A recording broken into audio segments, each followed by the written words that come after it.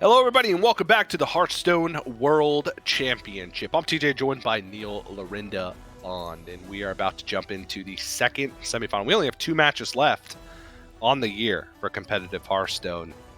Lorinda, how you feeling? Absolutely hyped. Watching CJ Kaka's story unfold through this tournament after what happened yesterday. And then we've got this match, which is so important, not just because it's a semi-final, but it's a rematch of the summer finals, which Gyu won, which sent Pocket Train to ladder for 3 more months. So it's not just about reaching the world finals, but there's a bit of revenge on the line as well, because Pocket Train had to keep grinding for 3 months longer, and Gyu got to put his feet up. Yeah, and that's a pretty big deal in the grand scheme of things to have to put that much more effort in order to make it. But it also made Pocket Train that much stronger of a player. Just kept getting better throughout the year, and if that trend continues, it's going to keep getting better across the World Championship with the lineup. But we have the grand finals, at least the first play in the grand finals set for after this. It is CJ, and then the player that will be joining them will be either Pocket Train or Gyu. But before we jump in, we did want to kind of highlight one of the players that did participate in the World Championship that has now been eliminated, and has also, as of not even that long ago, announced, we'll see if it's definitive, that he will be retiring from competitive Hearthstone. And that would be Meaty. And there it is, yeah. I think Meaty brought us a lot of entertaining matches throughout the year. He's a character in and of himself. Yeah, absolutely, and he streamed the entire year. Like, he was streaming not just to stream, but we got to see Meaty's path to the World Championship live on air every day. You know, the ups, some of the downs as well, because you can't play for 9 months solidly and not have a few moments of anguish and saltiness. It's going to happen to anybody. We got to see, he showed himself to us all the way through the year, and we got to go on his journey with him. Always take with us, I'm not going to put words in his mouth, but always take with a slight pinch of salt things that people post immediately after getting knocked out of a World Championship. But, he says he's going to end competitive, he's going to carry on streaming.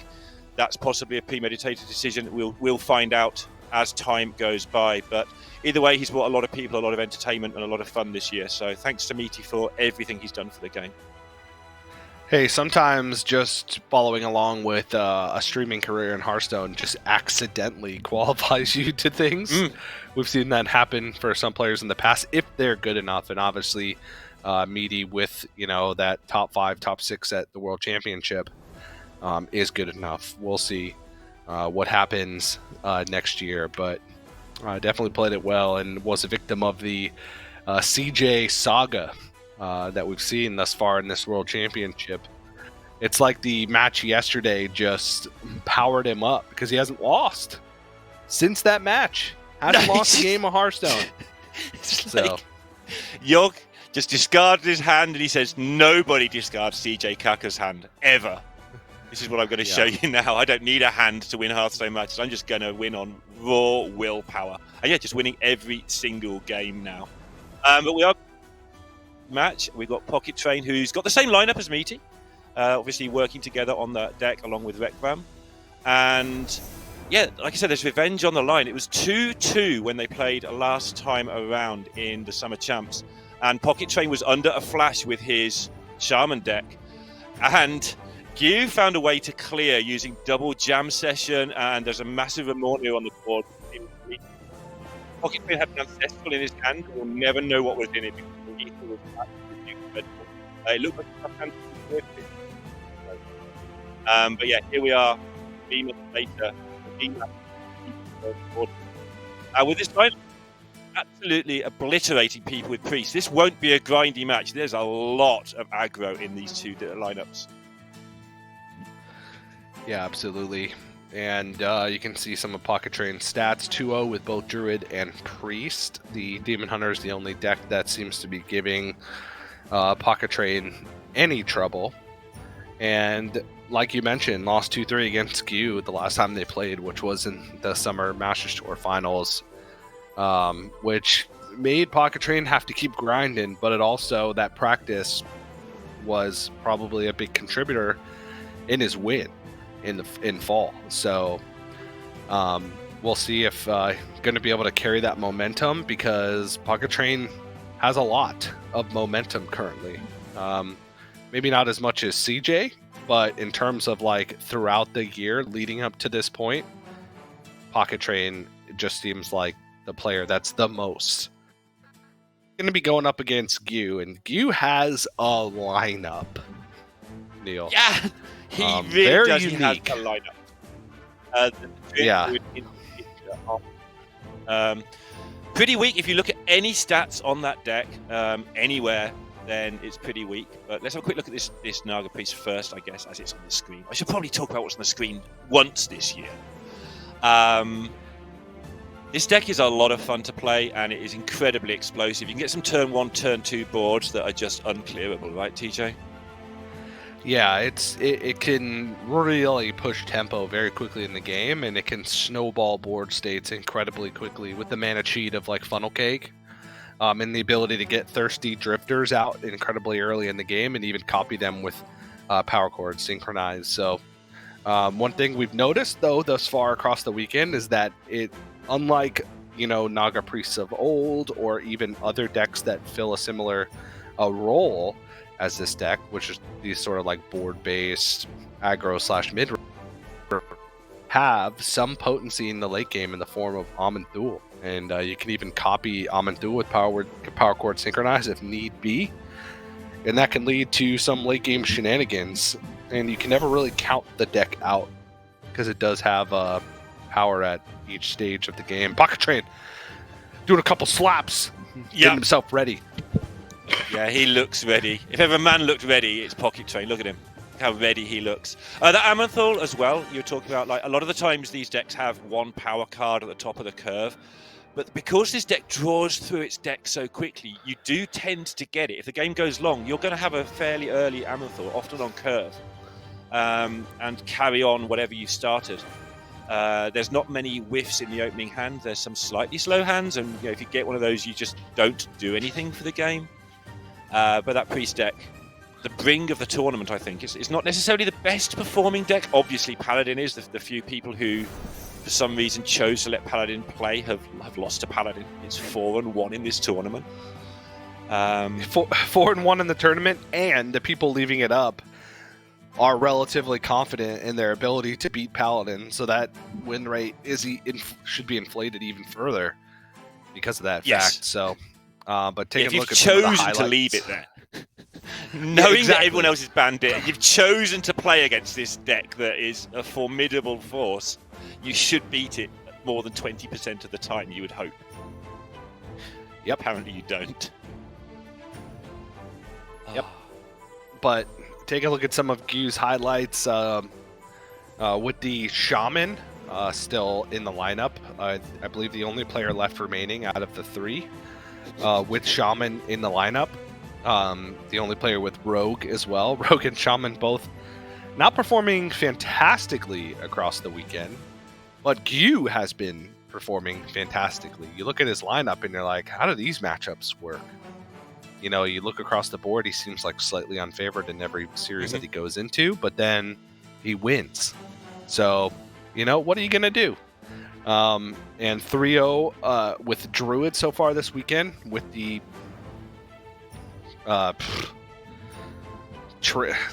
Dragon Treant Druid hybrid. It really doesn't play many dragons. It just plays the Tutor with Topiora and the Whelps, but those are the strong ones. Specifically in this deck, Topiora is quite good. And with the Tutor effects, to get it, like Take to the Skies becomes so important in this with this deck, because you're getting the most powerful cards nearly guaranteed. Yeah, it's a lovely constructed deck as well. Life from Death, just adding a load of card draw. Obviously Finley for those disaster draws where you just want to do it all again, or when your hand's full of buffs and you haven't got any minions, or the other way around. It's just stuff, basically.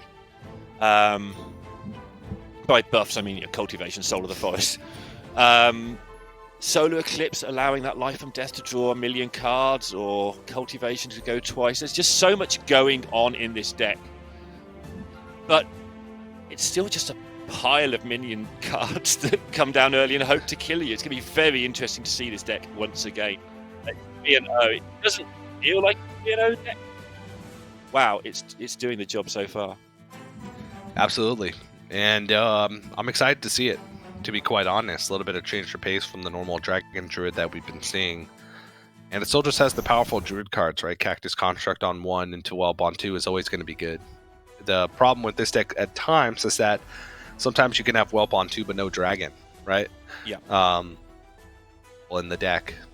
And that's a downside you're willing to take. And that's why you do have the double Take to the Skies in there to be able to tutor them out. The awkward part is if you draw all your dragons before the Take to the Skies. That's a problem that I ran into when I was practicing this deck. Right. That makes sense. On the other side of it, this deck, it doesn't need the ramp. It doesn't rely on the ramp as much as most Druid decks. It can just spew 1s and 2s all over the board and then buff them up and just hit you. So sure, yeah. It is still a body on the board. Okay, it's a terrible one. It's a 2-1 for 2. You don't want that, but with all the other 1-drops in the deck, if you ramp on turn 5, so be it. That's it's not fine, but you'll take that as a worst case. All right, Priest first to kick things off. All about the start, right? All about this early game. Pocket Train on the play with a very good curve. Slither Spear with Wig in hand and even a Dreamboat. Could even tempo out the Synchronize that I just saw picked up off the top. It all depends on what the play is here from Gu. It's going to be a story of wide versus tall. Which one do you prefer, TJ? We're going wide, we're going usually tall. Against Rogue, wide. But the Rogue's going to go tall. Real tall. Yeah. Rogue can also go wide at times as well. We got the Scourge Illusionist in the opening hand, too. And a Serrated Bone Spike, which is actually fantastic. When I was a young lad, I was taught to ignore the Savannah High Main and hit them in the head, TJ. That's what I was taught. That's what you were taught? Yeah, they taught us that at school. So with these Savannah High Mains, they all magnetize onto each other and get real big, real quick. Yeah.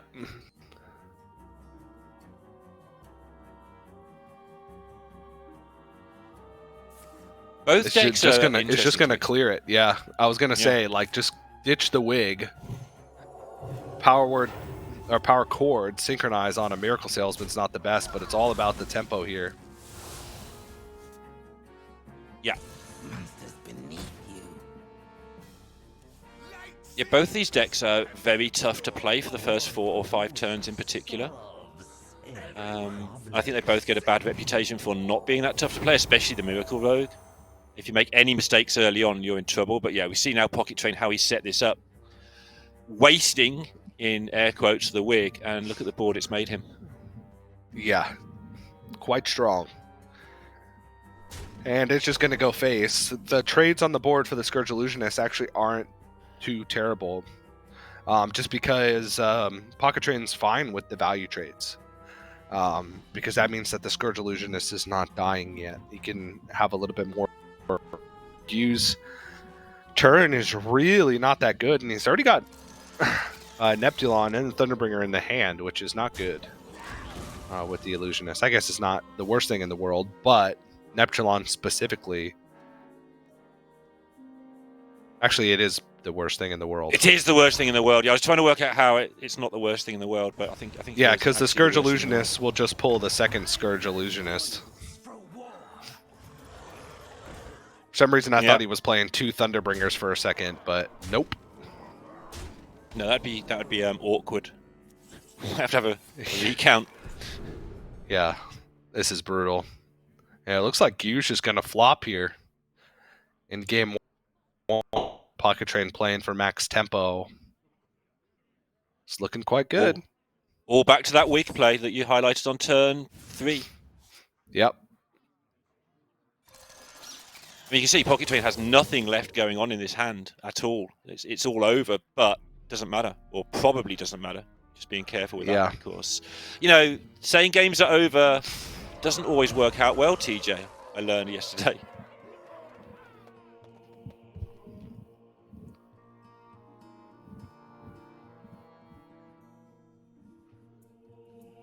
I just got to take as much damage off the board as possible here. Yep. I guess the Slither Spear does present sometimes as much power as the Miracle Salesman, and you get another trade with it next turn. It's really awkward because the Salesman gives a tradable card when Pocket Train's got one. Killing the Slither Spear puts Mind Seer into play, which is extra damage. Yep. So either way, he sort of had to struggle though. I agree with the choice though. Slither Spear being pretty scary against a couple of spells there. Oh yeah, it doesn't do anything.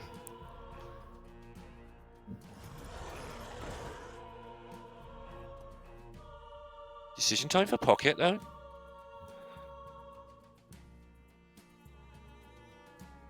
Yeah. Ignore the high main, TJ. That's what we were taught at school. A little risky when you're dealing with a magnetic deck. It's just one Spooter, right?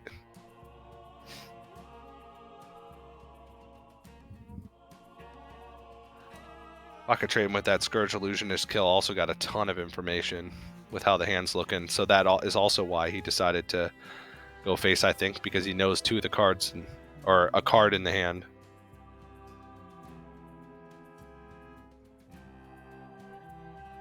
Nothing here.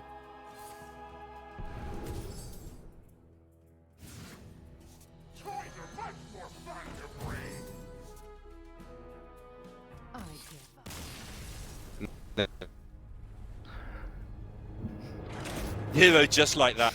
Pocket Train series have all been incredibly quick. Even the 3-2 against Meaty wasn't exactly a long series of Hearthstone. So, no, it was back and forth, but they were some pretty fast action games. And I feel like that's what we should expect with this series as well, especially with the pace of play we go for. But a great start for Pocket Train, a very unfortunate hand for Gyu in that one, drawing the Thunderbringer early after coining out the Scourge Illusionist, shut it off completely. And even if he had been able to pull the Thunderbringer, the Neptulon was also drawn in the hand as well, so it wouldn't have been nearly as powerful. But it's just the way the cookie crumbles there, Neil, and we're going into game number 2 here shortly. Yeah, game number 2 already. Pocket Train. I don't know if he'll be relieved to get the priest out of the way. You're always relieved to win the first game, obviously, but I don't know how much faith people have in the priest, how much they don't. But because the priest has that capability to just have slower starts, kind of like the Mech Rogue, it is nice to just get it done, I think. Whereas the other two decks, a little bit more consistent, I feel, with the card draw. If the priest doesn't get its early card draw, weird things can happen to it. Yep. But now we got Demon Hunter and the Druid left for Pocket Train. Once again, I think the Demon Hunter is the deck that you sort of have to keep an eye on. In this one, all of Gyu's decks have this like insane high roll potential, right? All of Gyu's, the Rogue, Shaman, and the Druid all have these openings and like up to like turn they blow out games against just about any deck. So even though we can look at matchup data in terms of just like raw power in a single game, Gyu's decks have a very so we'll see. Anything could happen. I would consider Pocket Train a favorite from this point, being 1-0 up and having the priest out of the way. Is going to move to the Druid next, off against this Mech Rogue. Again, the deck going for consistency, not necessarily absolute raw power. The Druid, the 2-off deck, the Dragon Druid, the Piper version of the Dragon Druid.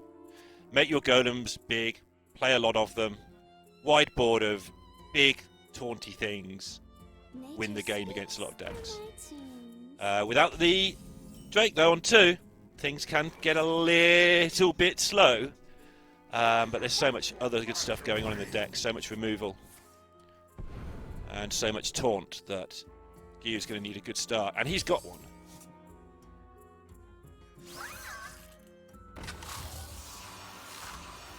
Very good.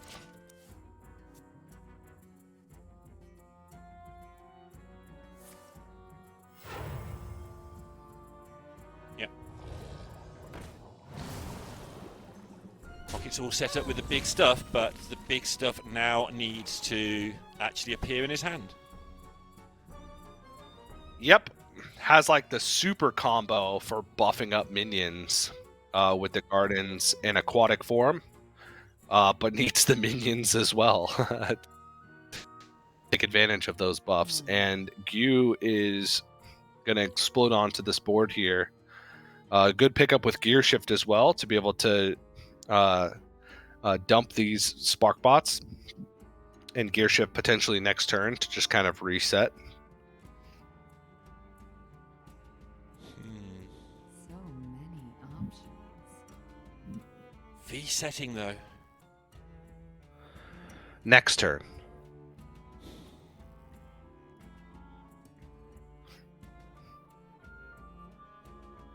Yeah. Choose soon. He's just trying to work out exactly where he wants all this to go. Oh. It's just not clear, right? And he wants to push face. Yeah. Yep, I like it. Set up awkward trades with the taunt. And keep like the stealth as like a utility card. Oh, that is a quite a good pickup, but can't use it because wouldn't have the second dragon to activate. But this does provide a good amount of tempo here for Pocket Train. Just getting a dragon to go into his hand that allowed this to kill the biggest minion on the board is a massive deal. Yeah, unlucky that he didn't have another dragon to be able to go full tempo, right? Oh, that would have been absolutely nutty, of course, yes, but yeah, he's such an unlucky player. Uh-huh. Yeah, I'm feeling pretty unlucky right now if I'm Pocket Train.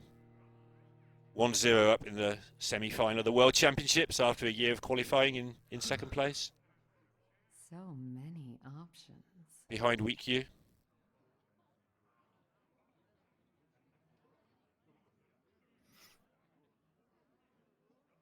This is not a good turn. He can like double Sparkbot trade and then hero power.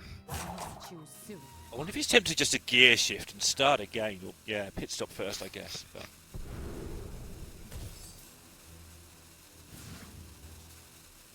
because he is expecting to get miles behind any second now. As it happens, Pocket Train's a little bit away from being able to do anything too exciting.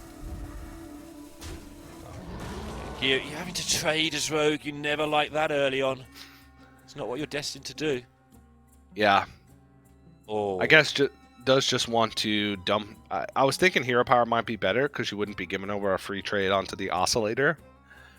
But Gyu's mind is on the gear shift next turn, so wants to be able to use those high value cards before he's shuffling them back with the gear shift. So empty the hand instead. So Pocket Train whiffing on the aquatic form, having to actually draw a card next turn. It is going to be the Flower Child. There's 2 Dragon Golems that will get reduced to 6, or 1 Alexstrasza. One 5 Alexstrasza in hand. So he will hit a Dragon Golem that he can play on 6, but it's not going to be very big. It's only going to make 2 minions, but 2 fairly big taunts against. Oh my! Yeah, the innie off the top is massive, and I kind of want to. Well, I don't know. It's the argument of whether or not you want to keep the win push 4 damage face right now. Gyu knows what's on top of the deck, right? He knows what's on top of the deck, unless Pocket's holding double innovate. He knows that Pocket's taking a Flower Child here. So you keep the Wind Fury because you net 4 more damage? They bottom 3 could be that weren't drawn. Yeah. Oh no, took the 5. He took the 5 because now he can. Yeah, now he can take the Flower Child and draw it, I guess. Yeah. This also tutors the deck slightly. Yes. One of the 6 or more cards, it means that he can narrow the pool for what he actually wants to use, but it's just gonna set up for a fine next turn and just try to keep the board under control. But there's a gear shift in hand for Gu. And a Mimiron to be able to just throw on the board prior to the gear shift. This is looking quite good. Ooh. Yeah. Ooh. I don't know, TJ. It looks powerful from the Rogue, but I know Fi it is can not change fast, buffed. but yeah, Fi is not buffed. So it's not really doing much right now against this Mimiron.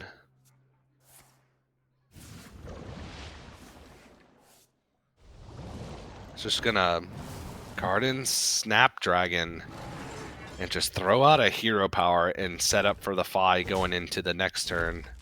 This does not feel great. Perspective. His turn looked fairly straightforward. Now he's got to actually think about it.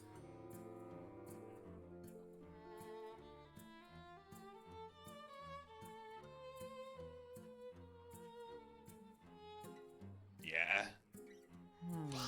Stealthy boy and some coins.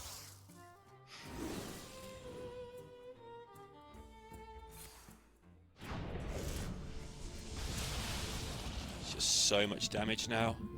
Yep. Don't even And need just stealth, tempo, right? too. Just gonna hit him. Yep. Put him down to 2. No. Put him down to 3 and get rid of this Snapdragon. The Fi will come in here, but... Okay. Yeah. That's a pretty big draw, because it still allows him to fit in the Fi, and he can curve into Alex Straza next turn. But it's too little, too late. It is. It So sure we have is. the Rewinder in hand. Best he could do, but rough go for Pocket Train, and you gonna get across. The Rogue tie the series up, bring us to effectively a best of 3 to determine who's gonna be facing off against CJ Kaka in the finals. Yeah, going to go close again, just like they did last time around. So, Pocket Train did have a choice there for the Flower Child to play a Golem on 6. It would only have been a 2-minion unbuffed Golem. I don't think Pocket Train fancied that. He went for the 5, which is a lot of health on board if your opponent doesn't get Mimron, basically. And a lot of healing. Buy yourself the time to do the other things. I think it made sense. But it certainly didn't work out very well for him there. And Gu had more to come. He was about to start doing the horse part of the deck as opposed to the mech part of the deck. So Horse. it's a horse. It is a horse. Bringing the thunder. But yeah, Mech Rogue kind of showing off in that game. And obviously, this isn't the kind of hand you want. Pocket Train was effectively playing off the top for the whole game, which is not where you want to be in this deck. You want to be able to plan your turns ahead, and having the double Dredge and a Sharon Gardens in the opening hand, but with no minions. Couldn't make use of the powerful combo to be able to buff up the hand. And never saw a Dragon Golem the whole game. Yeah, and the aquatic So- form, giving you 3 cards out of your... You've only got 6 in your deck that cost more than 4. Giving you 3 Yeah. of those, nothing to even just draw to just get rid of the clutter. Now you've got to put a card on the top of your deck you don't really want on the top of your deck. Sort of an own goal for the deck in that one, and it's very, very unlikely to happen. Again, only 6 minions, I believe, cost more than 4 in that deck. So, just one of those games for Pocket Train. But that's fair. You had one of those games in game 1. So now we're playing on a level playing field. And enter the Demon Hunter that is 9-14 in this tournament. It has not been performing particularly well. And Pocket Train's going to need to get through a lot of small minions with it. Yep. This is a pretty good start for Gu, though. Has the Whelp plus the Take to the Skies. And even a Cactus Construct to start things off. Ooh. Oh. Is it the mine? It shouldn't be, but is it? It's got to be Celestial Projectionist, right? I think so. I think so. There's a lot of uses for the Projectionist in this. Actually, no. This is not Dragon Druid. This is the Treant Druid, so not as many uses for the Projectionist, but I still feel like that has the most use cases. Mine does 8 damage, TJ. Because the Demon Hunter can't not clear it. Sure. Just- Yeah. Just 8 points You're of right. slap. Yeah, you right. Yeah, bam. Clear a minion, take 4. I mean, I don't know if I'd have had the guts to take it, but it's a lot of damage to your deck that's trying to damage people quick. Oh, did he draw a dragon? Oh, My he drew a God. dragon! I'm not throwing away my shot. Okay. We all know how monstrous that is. Sorry. We just straight up deal with this in the deck outside of Wrath. And Gu's going to look for it with the aquatic form. Doesn't find it, but finds the other aquatic form. Reroll. Yeah, but he only gets one additional option here, and it's Cactus Construct, but can still get the Rolling Stone from Cactus Construct, but opts to go for Innervate. Sharpshooter staying up. But Topior can come out next turn, still next turn, with the Whelping. Yeah. I'm not throwing away my shot. Oh no! What's happening? Oh.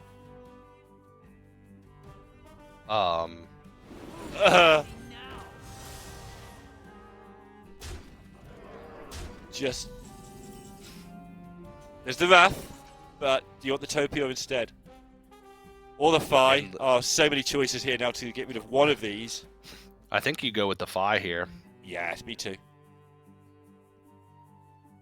It eats up so many shots, it also forces your opponent to do something about it. He just windmill slammed that second sharpshooter, but it was the only Naga left. So And if they can't after kill the first one, one they was can't kill tempoed. 2. If he had hit a 1-mana Naga off of that, and then like 0-mana spell like Dispose of Evidence, the Momentums would have been playable, and that would have been a ton of damage. Yeah, Not sure if it would have been lethal damage, but it would have been a ton. Actually, I think it might have been lethal damage because there's so many spells played for the Slither Spear. There's the Phi, and this has to be a big pop-off turn for Pocket Train. That's a mistake.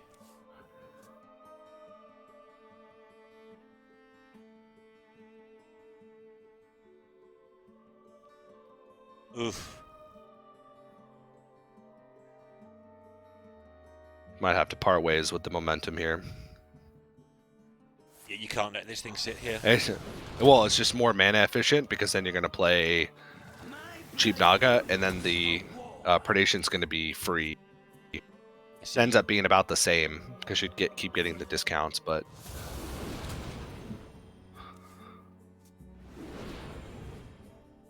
Everything in his power not to use any of this lifesteal up.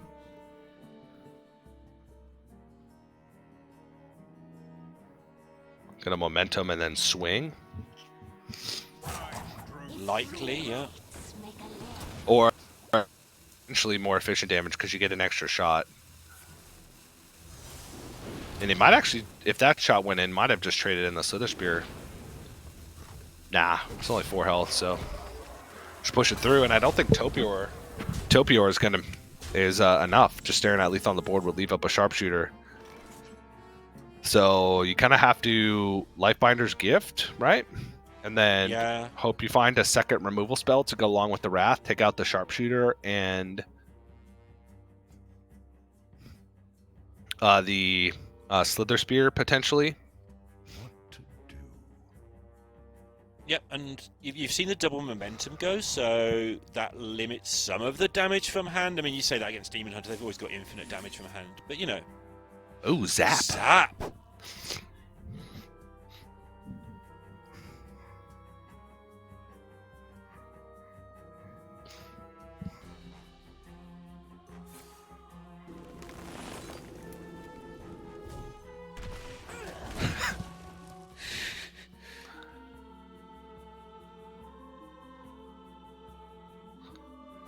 I believe only one of these Desperados is active, because the second one was picked up on the last draw sequence. Okay. Yeah, that makes sense. And this is rough, because if you just take out the Slither Spear now, yeah, with the zap, you miss out on a potential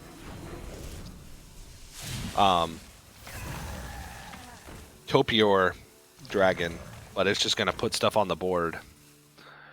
And we're looking at 4, 5, 6. Oh.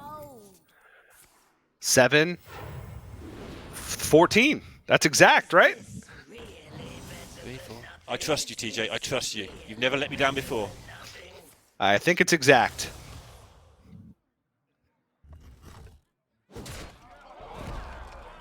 Yep. Yeah. Camera a little desynced there. I think that's pocket counting the lethal.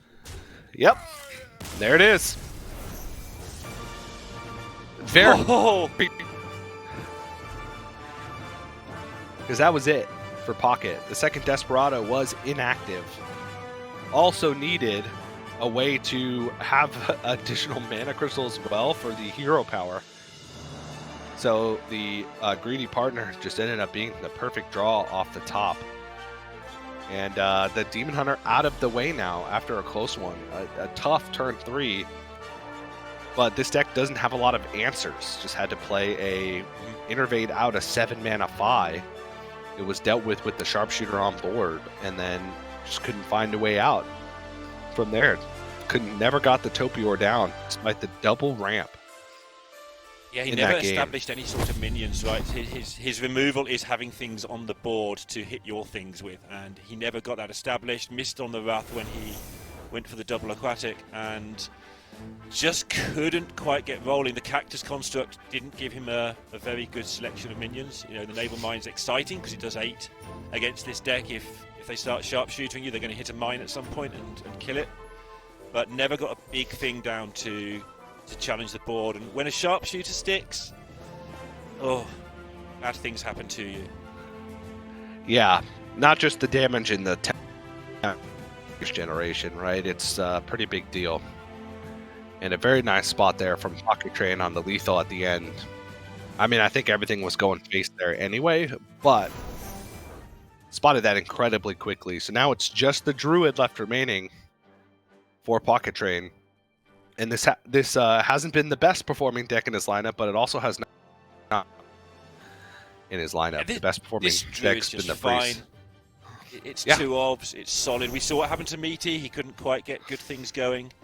And that can happen, but this lineup is a very consistent lineup with card draw or with just things expected to be played on curve and expected to be done as they are. The only one that's not so consistent is the Priest, but it's very powerful.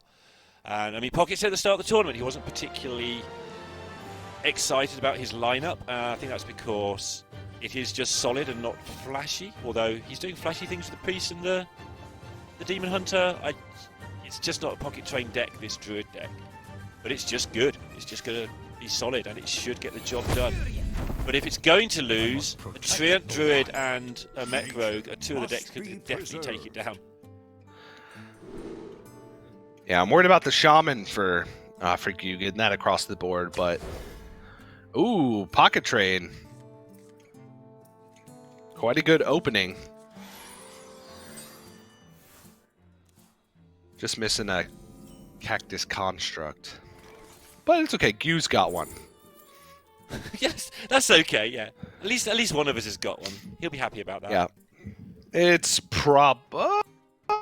actually... Again, this is the Treant Druid, so even though the Whelps from the Whelp Wrangler do have synergy with the 5, it's not the end-all be-all strategy. So yeah, just go for the cycle. Try and find the Whelp with already having a dragon in hand. So double Amber Whelp here is huge for Pocket, by the way, as well, because it's just make a thing, kill your thing, which is a very good way to beat aggressive decks. Yeah.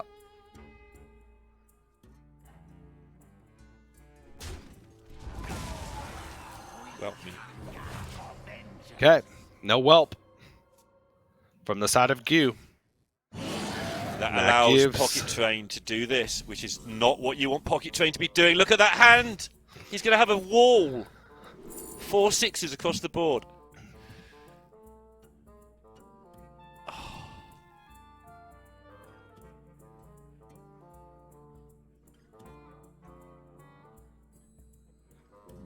Oh, you can go Pounce for immediate tempo. Rehydrate's a nature spell. Yeah. For Topiary down the line, but that is down the line. And Sunwell, I feel it's just too clunky. I mean, Sunwell's awful, but also, how does he assess where he is in the game? I don't think good players take Sunwell almost ever. But is this almost ever? No, just take the good card.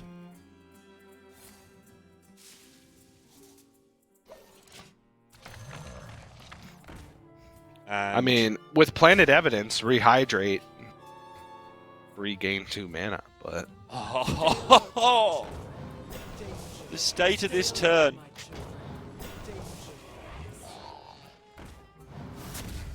Your go.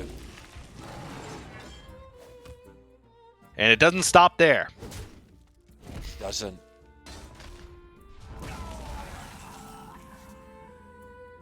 And this is all because he was able to play Take to the Skies on 3, because there's no pressure coming in.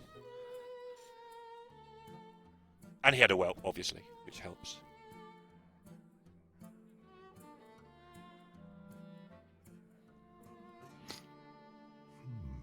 I mean, what do you even do? You You fill the board with whelps? Or not with whelps, with treants? Like, what's your win condition in this position? Like something. How do you get to Topio? How do you cycle a Wrath and try and hit a whelp? Are you that desperate? I think you have to kill a 3/3 in the real world, but maybe.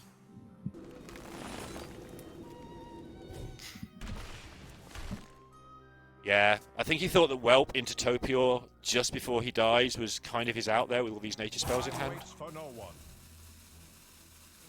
Still a What if you long try way and off. hit? What if you try and hit Wild Growth from Planet Evidence? Oop. Yeah, that might be slightly more likely.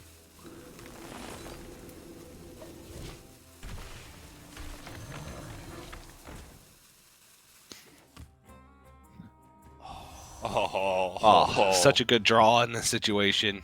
Doesn't even matter what it picks up. It's just 2 dragons. All right, that's pretty good. Let's go in max stats here. Is this Spine-tailed Drake? Oh, I thought it was buffed. Nope. It's max Doesn't stats in matter a way if it's because bugged. it's minimal dragons played, which means you get to play maximum dragon golem if even needed ever. Yeah, I mean, there's 16 damage on board and Amber Whelps in hand. May not even matter. I think we're looking at the beginning of the end here for Q. Fi is full cost? Wouldn't matter, Yeah. he wouldn't draw it anyway. You spent the whole game trying to find this dragon, and it's here to taunt him now at the end. Yeah.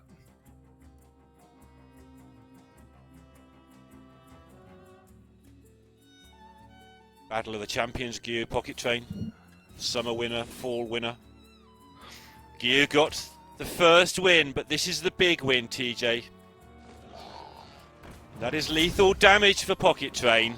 He's going to the World Championship final. We've been waiting to say that all year, and here it is. One more match for Pocket Train against CJ Kaka to become the world champion. Just continuing to improve each and every time we see him. And yeah, that's... Just hide. That's just relief right there is what it is, right? It's just one more match. And if we remember back to what happened the last time those two played, Pocket Train and CJ, it did not go well for CJ. So we'll see if that's going to be a repeat. As you can see, Pocket Train going through the final moments of that game, realizing that that he's won. And there's the mini pocket trade pop-up. One more. All it takes, one more. One more, but CJ hasn't lost a game since he got his hand removed by Prison of Yogg-Saron. He's won 7 in a row. He's like, Yogg, get back in your prison. I'm going to win 7 games in a row. And if he can make that 10, he'll be the world champion. I don't know how he could play Hearthstone after that last night. I had to take 3 games off this morning to recover. Like, how is he doing this? Is his name on the cup, as we say in the UK? Like that, to be quite honest. I mean, hasn't lost a game today, which is pretty impressive. And, you know, you got to give a big shout out to Gyu. Gyu has had an incredible year for competitive Hearthstone. I feel like continuously underrated just because not as like popular in terms of following and audience as some of the bigger names throughout the field, but consistently does his own thing and does it well, right? And I have a lot of respect for Gyu as a player because of that. Coming in with a very unique lineup for the field in this top 8 at the World Championship and coming this far. And the Treant Druid couldn't get across the line there at the end. Rough hand, rough shakeout. But if you're going to lose to anybody, I feel like Pocket Train is probably the player that you'd choose out of any player in this field. Yeah, I think Pocket Train's kind of the player's choice if it's not there themselves. We've seen that sentiment echoed quite a lot of times. Gio finished top 32 in the fall season when he was already qualified for this tournament. Just top 32, just practicing, playing some Hearthstone, just jamming along. You know, presumably not going full tilt, because why would you burn yourself out before the World Championships if you didn't have to? Still finished top 32, just because why not? Yeah, I mean, you got to keep that practice up, that momentum up, right? I feel like a lot of players have fallen into this trap where they qualify for the World Championship relatively early. Gyu's wasn't that early, right? Couple months. But we've had situations in the past where we've had players qualify and then not practice. But it looks like we have a special treat in store for everybody here. We actually have Pocket Train at the end of his semifinal win. So let's see if we can get him in here to ask him a few questions about how he feels going into the finals. Pocket Train, can you hear us? Yep, can indeed. Hello. Hello. First Can you off, hear me? congratulations. World Finals. Yes, we can hear you. So you gave the one more at the end. Was this match kind of just like a stepping stone in your mind? Obviously not the ultimate goal. You have your mind on one thing, and that's winning the whole thing. Yeah. So I was not that relaxed because in my head I thought if I don't win, Rekvam wins, and Rekvam is, I think, criminally underrated and he was my pick to win. I think if I didn't, and then he lost, and then the nerves set in. So I thought, okay, it needs to be me now. One more job's not done. Well, you're going to be going up say. against CJ in the finals, and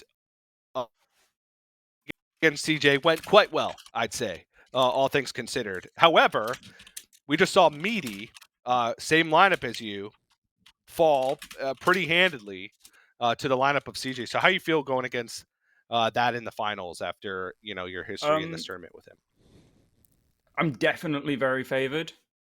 Meaty, I mean, I saw his games. It was crazy how unlucky he had to get, I think, to lose those games. The things that had to happen for him to lose all of those. It was just very unfortunate, I think. Most of the time he wins that. And yeah, I just hope that doesn't happen to me. CJ seems like the chosen one ever since his last game yesterday. So I'm a bit worried, but I guess it's a fitting final. It is the rematch. Neil, any questions from your end before we let Pocket Train go? We don't want to take too much time. No, I don't want to take Pocket Train's time at the moment. It's nice to hear from you, Pocket. Good luck in the final. But yeah, have a great one. We won't. Thank you very much. Hope I can talk to you guys later. Yeah. Double interview. All right, thanks, Pocket Train, and rest up in the next 10 minutes or whatever it is. See you later.